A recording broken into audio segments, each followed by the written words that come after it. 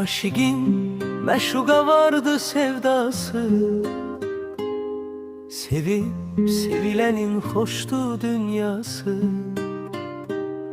Sensiz hayatımın yoktu mənası. Seninle bu dünya güzel görsəni. Necə ki yaşaya bilmirsən mənsiz.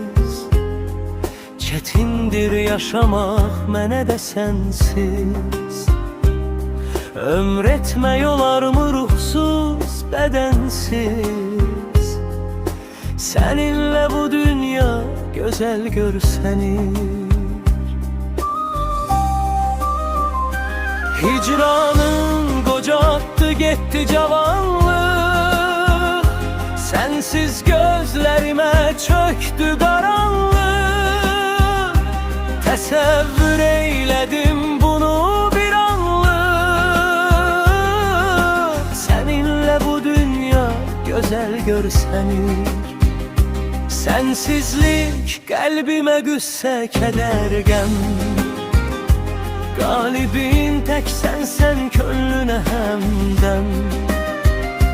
Yoxluğun yaşadır mənə cəhənnəm. Seninle bu dünya gözəl görsənir. Seninle bu dünya